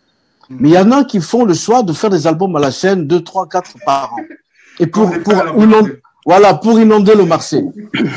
Donc moi, je pense que Zongo Soul fait partie de ces artistes qui prennent leur temps de faire des albums de qualité. Peut-être c'est là qu'on peut lui reprocher parce qu'il n'avait pas eu beaucoup de production. Mais ceci dit, il a toujours été constant. C'est un artiste de grand talent. Je l'ai côtoyé, je le connaissais. Et pour moi, il n'a pas baissé. Avant de remettre la parole à Jean-Aimé, j'aimerais lire le génie de Zongo Soul et qu'il a apporté un nouveau style, une nouvelle logique musicale. Alors, voilà. À vous. Non, je disais ceci, mon cher Mouyongi. Oui. Artistique, on ne peut pas revenir sur le même sujet, mais il faut dire la réalité. Artistiquement, il a beaucoup évolué.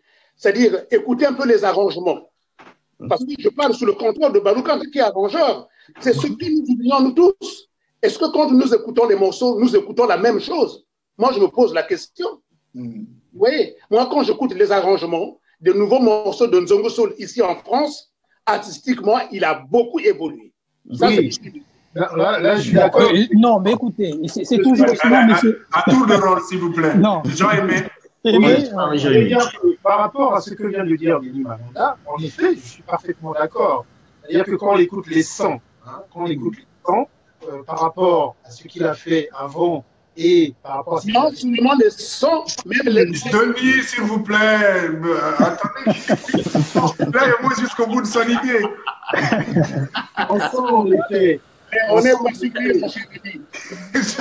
C'est une nette évolution. Il y a plus, l'arrangement est vraiment de meilleure qualité, il y a plus de recherche. Ça, je suis tout à fait d'accord. Moi, je parlais de fait artistique, effectivement, et je suis d'accord avec ce qui vient d'être dit et par Balou Kanté et par Denis Malonda, que si, moi, en tant que profane, malheureusement, je juge à l'aune des productions musicales, malheureusement. Donc, si on jugeait à l'aune des productions musicales, effectivement, on va se dire, bon, voilà, on aurait voulu avoir un peu plus de produits artistiques.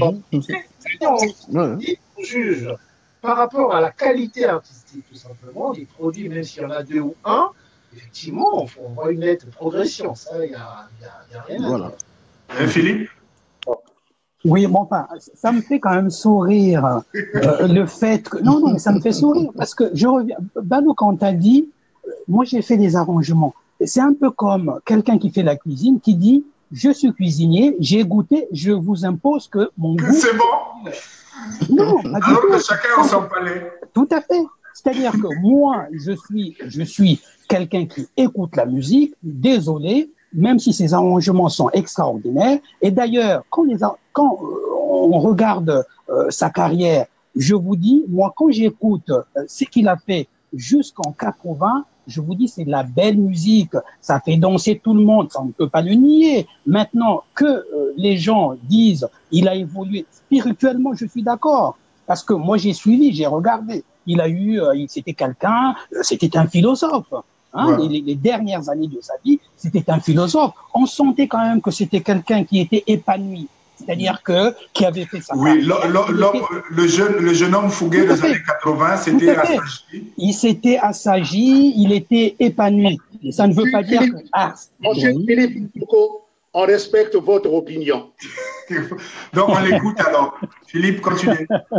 Oui, enfin, donc non, simplement pour dire, écoutez, il faut respecter aussi le point de vue des lecteurs. Un auteur qui a écrit un ouvrage, il peut pas dire c'est moi qui écris, c'est moi qui étais dans la fabrication. Je vous dis que le personnage il est extraordinaire. Il faut que vous lecteurs vous acceptez. Non, vous faites la musique, vous laissez aux mélomanes écouter, ils apprécient. Et d'ailleurs, le succès, il vient pas de la personne qui a fabriqué. Le succès vient des lecteurs, de ceux qui écoutent. C'est le cas. Donc, moi, je regarde. Non, écoutez, moi, je trouve que c'est un très, très grand artiste. Aujourd'hui, la jeunesse, les jeunes qui font de la musique au Congo, ils devraient quand même s'inspirer des gens, des artistes comme Nzongo Soul, comme Rafa Bunzeki, pour pouvoir évoluer. Parce que la rumba, vous pensez que dans les siècles à venir, on va toujours rester sur la rumba? Il faut faire des innovations, il faut bousculer un peu, remuer un peu le cocotier pour avancer. Et je pense que Nzongo Soul nous donne notre terroir. Ou repartir simplement dans le terroir. On va passer à un autre aspect parce qu'on a l'impression de tourner en rond avec ce sujet d'appréciation. Chacun apprécie la carrière, l'œuvre musicale. Mais j'ai l'impression que notre écrivain n'écoute pas beaucoup ce qui se passe dans la jeunesse actuelle. Attention. Il y a trop de malandrins. Tout à l'heure, Denis nous a fait part des anecdotes dans la rue Djambala et Nzongo Soul venait le voir, même Pamela est passé chez nous. Est-ce que Balou, est-ce que Jean-Aimé, vous qui avez, et même Cyr, vous avez eu l'occasion de le côtoyer physiquement, vous avez eu des anecdotes particulières à nous raconter? Bon, pour le cas de Philippe n'a pas eu cette chance, malheureusement. Non, pas du tout. Alors moi, effectivement, j'ai quelques anecdotes, et puis d'autres qu'on ne peut pas dire là sur l'écran, évidemment, parce que il était aussi très plaisantin. Mais il y a par contre une anecdote qui a bien circulé à Brazzaville. Vous savez, en cette période-là, naissait aussi à Brazzaville, peut-être que Dini Malanda connaît mieux. Non, c'est les journaux où on parlait des artistes.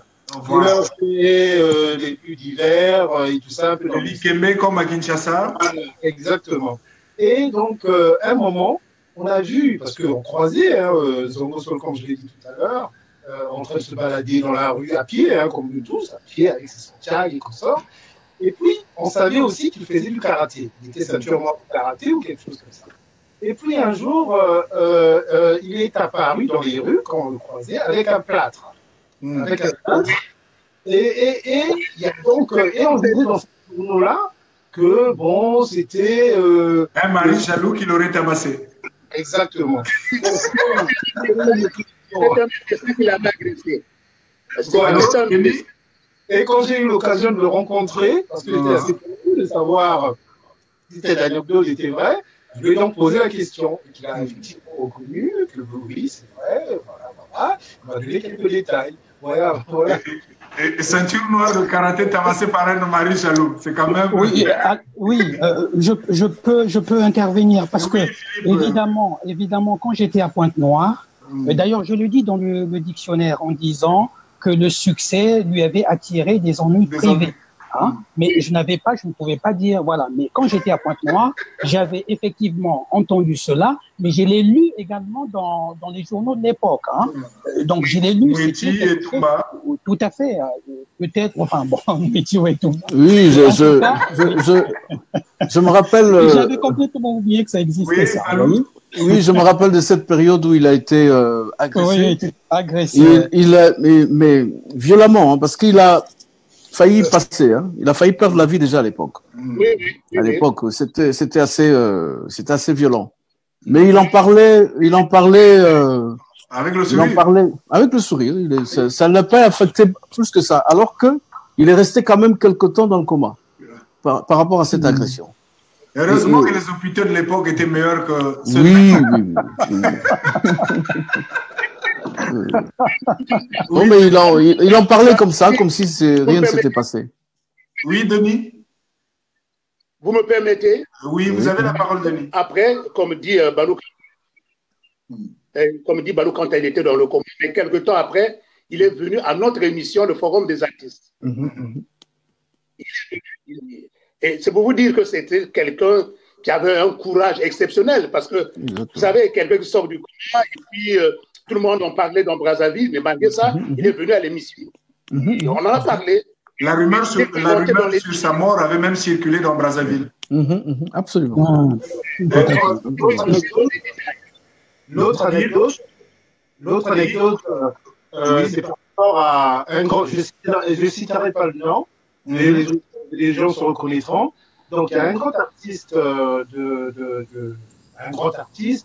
on va dire de l'autre côté du fleuve, mais qui rayonne ici en Occident.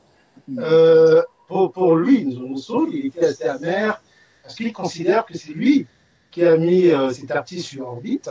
J'ai une petite idée de qui vous parlez. Il considère, parce que cet artiste, c'est pourquoi je dis les initiés dans le genre d'Eni Malanda, même dans le contact, parce que cet artiste n'était autre que le copain de sa cousine. Il faut savoir. C'est fini. En disant ça, le nom vient déjà à l'esprit à tous les connaisseurs. Parce que, comme je le signale, Mamie Claudia, c'est la cousine germaine de. Et donc, cet artiste, la dossier du Congo démocratique, était donc le petit copain de Mamie Claudia. Et donc, Zongo Sol a voulu aider cet artiste en l'accueillant comme un beau-frère, quoi, si vous voulez. Voilà. Et il considère que ce beau-frère a été un peu ingrat. C'est l'époque de la chanson Tania de Mamie Claudia et en salut tout le monde en passant. Ouais, moi j'ai une toute autre version de ça, mais bon, je ne donnerai pas, je ne vais pas rentrer dans la polémique, mais j'ai une toute autre version de cette affaire. Okay. Parce que je suis aussi très proche de l'autre artiste. J'étais proche des deux.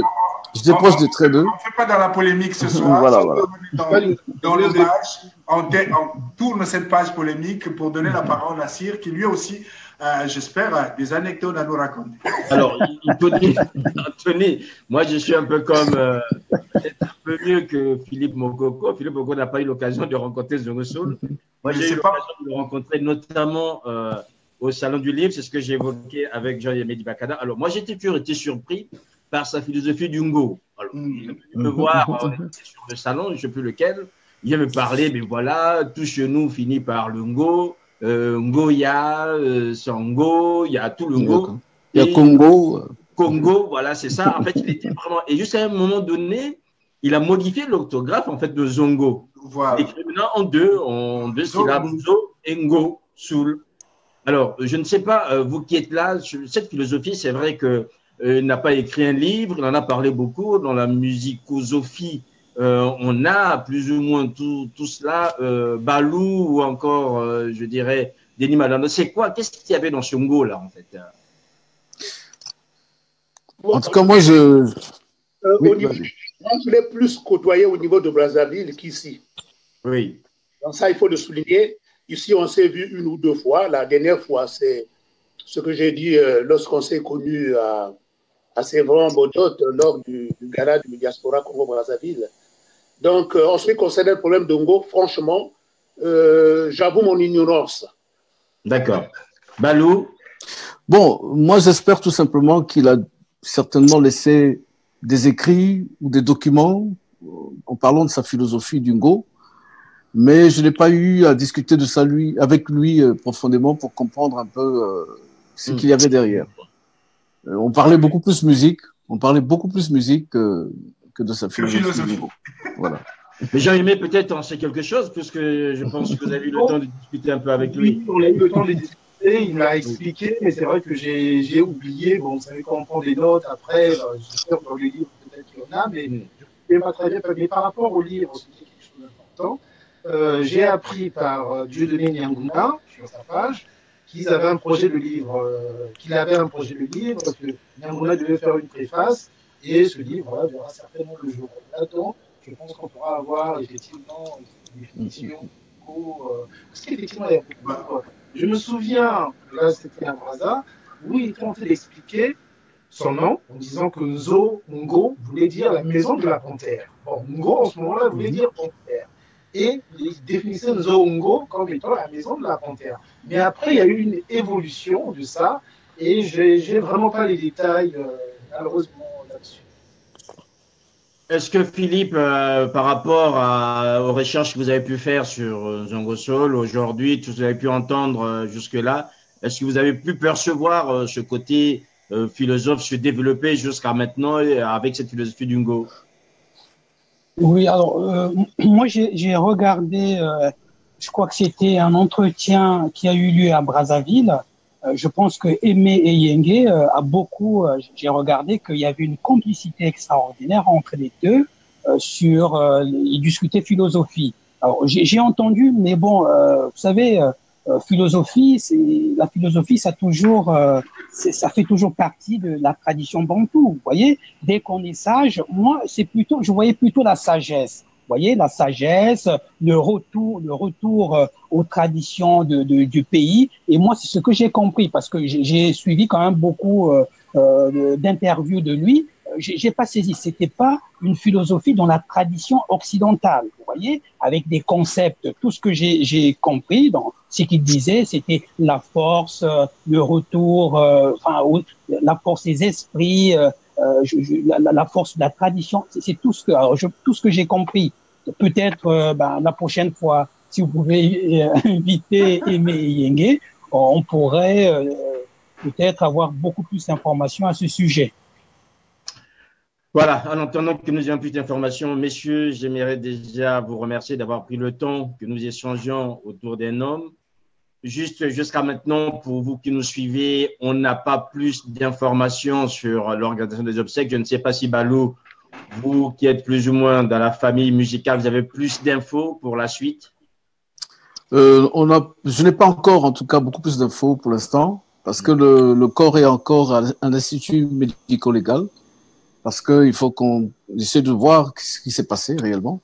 Donc, j'essaierai de mon côté de contacter la famille proche pour savoir, pour connaître le déroulement de la suite des événements. Est-ce que au niveau des artistes, il y aurait quelque chose qui serait prévu d'ici là en attendant? Ben, écoutez, on va essayer de nous rassembler. Je vais contacter les doyens comme Loko Masengo ou Théo Blaise Kunku. On va essayer de voir ce qu'on peut faire. Dès demain, je vais commencer à les contacter et puis nous mettre en relation avec la famille pour voir ce qu'on peut faire. Voilà. Et vous serez avisés. Voilà. Théo Blaise Coucou, qui est l'oncle de Zongo Soul.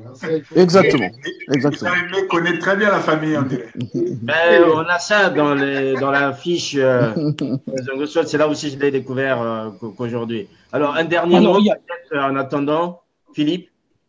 Oui, alors je pense quand même que vu tout ce qu'on a dit sur l'artiste, son talent, tout ce qu'il a apporté à la musique congolaise, je suis quand même assez peiné de constater qu'il n'a pas reçu des honneurs, enfin il n'a jamais reçu un prix, alors qu'au Congo-Brazzaville, depuis les années 2010, il y a le prix du manager. C'est des prix qu'on a donnés, par exemple, à Mundanda, Luciala la poussière. Alors, c'est quand même dommage parce que je pense… Monsieur Moukoko, vous voulez nous amener dans un domaine qui est très compliqué. À titre posthume, comme on sait bien. Non, mais c'est pas un domaine. Vous avez raison, monsieur Moukoko, vous avez raison, parce qu'il y a beaucoup à dire là-dessus. Parce qu'il y a des mérites qu'on donne à certains, on oublie d'autres. Il y a beaucoup à dire là-dessus, vous avez totalement raison. C'est vraiment dommage. Je pense quand même que, je ne sais pas, mais je donne mon point de vue comme ça. Compte tenu de ce qu'il a apporté dans la musique congolaise, je pense quand même qu'on peut reconnaître ce qu'il a fait et peut-être honorer cela, mais bon, maintenant, ça ne tient pas à moi. Donc, à titre posthume, comme disait Anthony. Voilà, à titre posthume, mais quand même, j'ai travaillé sur la musique congolaise, je travaille sur cette musique-là, donc depuis les années 50, vous voyez, donc je vois quand même, ça a commencé avec Albert Loboko, avec les Paul Kamba, jusqu'au jour d'aujourd'hui, je connais quand même l'évolution de la musique, donc si je vous dis que c'est un artiste important, c'est pas quelque chose à prendre à la légère. Donc, il faut reconnaître ce qu'il a fait, son mérite dans la chanson congolaise. D'accord. Alors, j'aimerais juste, puisque tous les deux vous êtes là, c'est quand même extraordinaire. C'est vrai que… Alors, une question, Philippe. Est-ce que vous avez déjà rencontré Balou? Non, pas du tout. Vous savez, je suis au sud, hein. Vous savez, mais pourquoi ça vous fait rire? Mais non, mais parce que c'est la chance que nous avons aujourd'hui. C'est vrai qu'il a fallu le drame, la mort d'un artiste pour en rencontrer une autre, même si nous sommes là dans un cadre virtuel. Est-ce que Balou sait le contenu de son entrée dans le dictionnaire général du Congo-Brazzaville? Non. Je ne suis pas au courant. Je l'apprends là. Donc, félicitations, vous êtes dans le dictionnaire. Ben, je m'en réjouis. C'est pour une fois que on pense à nous, artistes congolais de la diaspora. C'est vraiment une bonne chose. Non, mais écoutez, je reviens quand même sur mon travail. Balou Kanta, moi, je vous connais pas en France, hein. Je suis congolais, je suis né au Congo. J'ai écouté vos chansons depuis le Congo-Brazzaville. Donc, je suis arrivé ici parce que la vie, on est venu faire des études, mais vous savez bien que, non, vous êtes, bon, je ne veux pas revenir sur ça. Il y a une entrée qui vous est consacrée. Attention, dans un dictionnaire, je ne fais rentrer dans un dictionnaire que des artistes qui ont marqué l'histoire de la musique congolaise, c'est-à-dire des artistes sans lesquels on ne peut pas parler de la musique congolaise. Mais ce n'est pas que les artistes, c'est tout le patrimoine culturel, intellectuel, historique du Congo-Brazzaville. Ça, c'est je suis écrivain, donc moi, je le fais. Mes félicitations. Un jour, on va se rencontrer. Philippe, qu'est-ce que vous avez quelque chose? Je peux intervenir là. On doit d'abord Jean-Aimé et puis Denis. On passera à Denis Malanda. Oui, d'accord. Ce que vient de dire Philippe, quand il dit qu'il ne connaît pas Balou Kanta en France, je trouve que c'est dommage. Donc, c'est dommage. J'espère qu'il y a des éléments sur Balou Kanta en France dans le dictionnaire. Sinon, ça serait un grand manque. Pourquoi? Parce que il faut quand même dire que Balou Kanta a une vie artistique en France très riche. Il ne faut pas l'oublier. Très riche. Il a été, sauf erreur de ma part, je crois, dans les Kékélés, si je me trompe, il pourra rectifier. Il a été le grand animateur de Black Bazaar. Moi, j'ai été à tous les concerts de Black Bazaar qui sont tenus à Paris. C'était un spectacle tout à fait hallucinant. C'était Balou Kanta qui était dans le Black Bazaar lancé par un bon coup. Donc voilà, ça c'est des choses, je pense qu'on ne peut pas dire que Balou Kanta, en tant qu'artiste, on ne l'a pas vu en France. Non, pas du tout. J'espère que dans le dictionnaire, ça va être unique. Parce que pas que le Congo. Il y a toujours des mises à jour. Denis Malanda, on va donner la parole à Denis Malanda. Sir Makosso, n'oubliez pas que j'ai inséré le témoignage de Balou Kanta dans le livre de Pamelo Mouka que j'ai écrit, qui est sorti en 2014. Là, il peut le témoigner lui-même. Hein, il est là. Si, effectivement, oui. Parce que les gens ne savent pas que le grand Pamelo, c'était mon voisin. Quand j'ai commencé à habiter à côté de l'imprimerie nationale à Brazzaville, il était mon voisin, c'était mon grand. Et dans un de mes albums Romana, il a chanté avec moi. Et je suis le réalisateur de son tout dernier album, avant sa disparition. Tout à fait. Voilà. Et donc, je connaissais parfaitement le grand Pamelo et j'étais son fan depuis des années. Et souvent, quand il était dans les Sepakos, il me faisait l'honneur de me laisser son micro. Il me demandait de venir chanter à Macedo au jour de Brazzaville. Et c'est ce que Balou a témoigné dans ce livre. Très bien, c'est l'occasion aussi de se replonger dans ses souvenirs, hein, ces aînés qui sont partis. Et heureusement encore qu'il y a des gens comme vous, Denis Malanda, des gens comme Jean-Aimé Dibakana ou encore Philippe Mokoko qui aujourd'hui couchent sur le papier ces éléments des témoignages qu'on perd. Vraiment, je les remercie énormément. Je les remercie énormément. Qui continuent à faire ce travail-là qui est fantastique. Parce que nous nous sentons quelquefois oubliés par les nôtres. Et c'est vraiment dommage. Oui, on a un pays où la reconnaissance n'est pas dans les habitudes culturelles. On ne rend pas hommage aux gens, aux personnalités qui marquent l'histoire, que ce soit en sport, en musique ou bien dans d'autres genres artistiques. Donc, il serait bien l'occasion de le faire. Il ne faudra pas attendre qu'il y ait une situation tragique comme celle qui ce soir se produise pour qu'on se remémore. C'est la raison pour laquelle j'ai lancé cette émission les artistes inoubliables.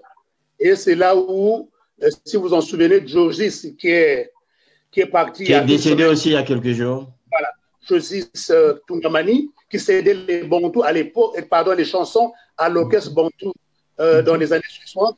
Heureusement que j'ai fait cette émission, sinon il passait inaperçu. Je me souviens également d'avoir fait une interview de Jacques Lobello une année ou deux avant sa mort. Donc, c'est genre d'initiative qu'il faut perpétuer pour avoir de la matière parce que les artistes, comme tous les êtres humains, ne sont pas immortels. Un jour arrive où ils partent physiquement, même si du plan artistique, ils resteront encore avec nous. Voilà pourquoi je salue les initiatives telles celle de Jean-Aimé Dibakana avec son ouvrage 101 personnalités qui ont marqué le Congo-Brazzaville ou le dictionnaire général du Congo-Brazzaville signé Philippe Mukoko ou encore votre ouvrage Denis Malanda qui parle de Pamelo Mouka. Il faut peut-être aller dans ce sens pour rendre nous-mêmes hommage à nos artistes et n'attendons pas qu'ils ne soient plus avec nous physiquement pour en parler. Sire, peut-être qu'il faut ajouter quelque chose dans ce sens. Je pense qu'il faut également saluer le travail de Jackson Davingui, bon, il est parti, le travail de Jackson Davingui qui ne cesse d'inviter d'autres artistes à participer aux travaux qu'il fait. Je me souviens, par exemple, ça c'est un souvenir que j'ai, je crois que, peut-être que je me trompe, mais j'ai vu Balou Kanta et Jackson Davingui sur scène, il va rectifier. Et sinon, en tout cas, par rapport à la personne dont nous parlons aujourd'hui, qui est Zongo Soul, je me souviens que la dernière fois que je l'ai vu sur scène, c'est Jackson Davingui qui l'a invité à un concert d'ailleurs où nous nous sommes rencontrés aussi. Oui, on était à la péniche à Anaco, au bord de la Seine. Voilà. Ce travail-là, il faut également le saluer. Nous savons aussi que, toujours dans le même sens, quelques temps avant sa mort, eh bien, Jackson a eu la chance d'avoir Papa Wemba aussi. Je pense que ça également, il faut saluer ces travaux-là, qui nous concernent nous aussi, qui sont du côté de la plume. Parce que c'est bien beau de travailler tout seul dans son corps, mais c'est aussi bien de temps en temps de voilà. Ensemble, et puis ça permet de mieux faire connaître ce que nous faisons. Sire, peut-être que vous avez quelque chose à ajouter avant qu'on ne se sépare, parce que lentement et sûrement, on arrive à la fin. Voilà, un dernier mot, Denis Malanda, et puis Balou. Et après, puisque Balou, c'est l'artiste qui est là, peut-être qu'il nous contenera quelque chose pour terminer. Denis Malanda. Bien, si Sir Makosso et Anthony Mouyongi, de l'initiative que vous avez prise. Ça, franchement, ça me touche. Et puis, deuxièmement, je remercie Jean-Aimé Dibakana et puis Philippe Mukoko et Balou Kanta. Et quoi de chose à dire, paix à son âme. Balou, moi, on dit. Bien sûr, et je suis très très heureux déjà parce que nous sommes là entre Congolais. C'est quelque chose d'assez rare dans notre communauté. Et donc je remercie M. Sir Makosso et toute son équipe, M. Anthony Mouyongi, de cette initiative, de nous avoir invités pour commémorer la mémoire de notre frère qui est parti trop tôt. Et on perd vraiment quelqu'un de très grand. C'est un immense talent qui s'en va. La culture congolaise perd quelqu'un de très très grand. J'ai eu à le côtoyer. Dommage qu'on n'ait pas pu travailler ensemble, mais on discutait musique énormément. Je remercie Monsieur Jean-Aimé Dibakana, Monsieur Philippe Mukoko, surtout Monsieur Philippe Mukoko qui était pertinent. Et en tout cas pour le travail qu'ils font, je suis vraiment très heureux. C'est une agréable surprise parce que je viens de l'apprendre là. Qu'il y a des dictionnaires qui se font, qu'il y a des livres. Et ça, c'est vraiment une très très bonne chose parce que je dois avouer que on a souvent le sentiment que les Congolais, Brazza, n'aiment pas leurs propres artistes. Voilà. C'est cette impression que j'ai. Alors que nous avons un patrimoine culturel formidable. Nous avons de très très bons musiciens. Nos musiciens ne sont pas paresseux. Non. Parce qu'on nous compare souvent à d'autres musiciens. Et moi, les autres musiciens dont on parle souvent qu'on qu'on encense, moi je bosse avec eux tous les jours. J'en connais les capacités et ils me donnent beaucoup de respect. Mais les musiciens congolais, Congo-Brazza, sont des bons musiciens. Il y a beaucoup de talent, mais il faut simplement qu'on leur donne de l'espace, qu'on leur donne les moyens. Et là, on vient de perdre un grand musicien. Je pense aussi que ça, on ne l'a pas souligné. Je pense qu'il n'a pas senti beaucoup d'amour autour de lui.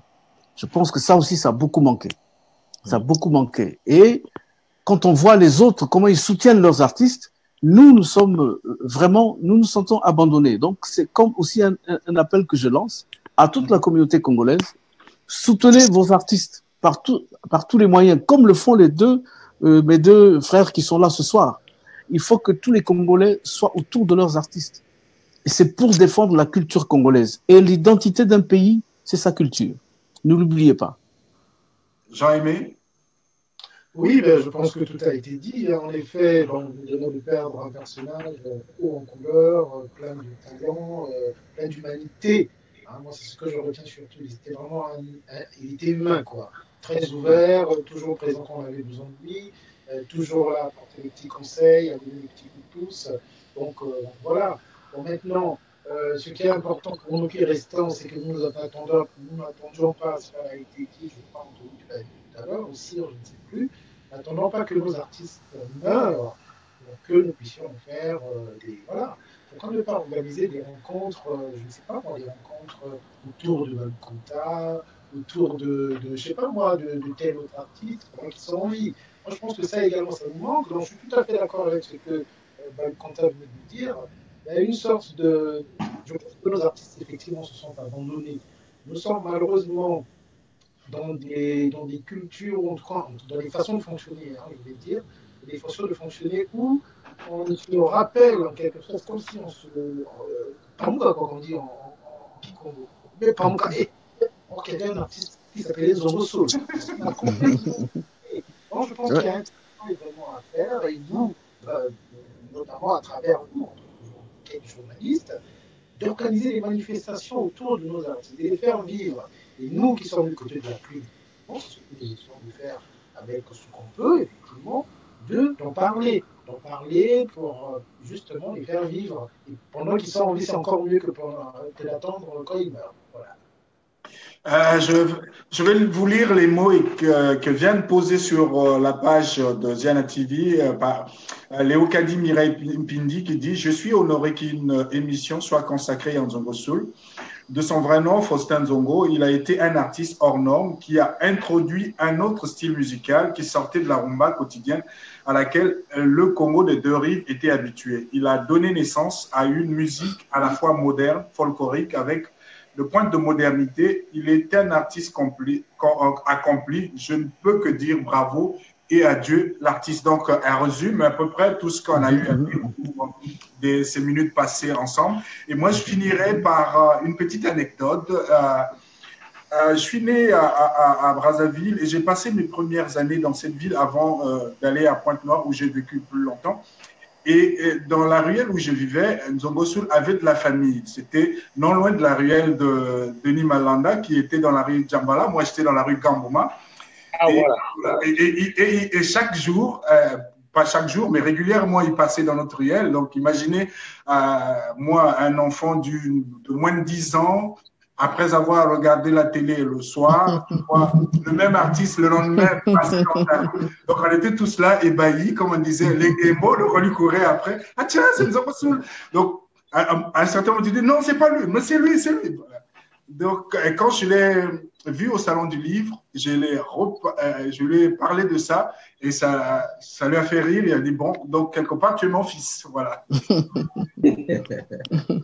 Voilà, c'est sur cette filiation qu'on va se quitter. Merci encore à vous tous qui avez pris le temps. Denis Malanda, Babou Kanta, Jaime Dibakana, Jackson Babingui et Philippe Mokoko. Bien sûr, merci vraiment d'avoir pris sur vous. Heureusement qu'aujourd'hui, il y a ces outils qui existent qui nous permettent comme ça, en un temps record, de vous regrouper et de pouvoir honorer un homme. Peut-être que ceux qui sont en charge de notre vie culturelle n'auront peut-être pas le temps de faire le même travail, mais nous espérons avoir fait le nôtre surtout nous du côté du Zana TV.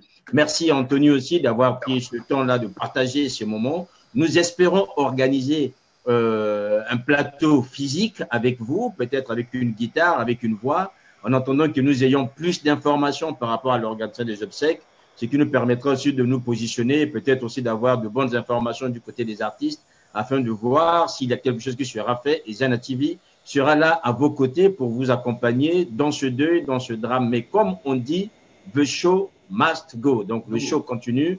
Merci à vous tous qui avez été présents ce soir. Merci à toute l'équipe de Zana TV.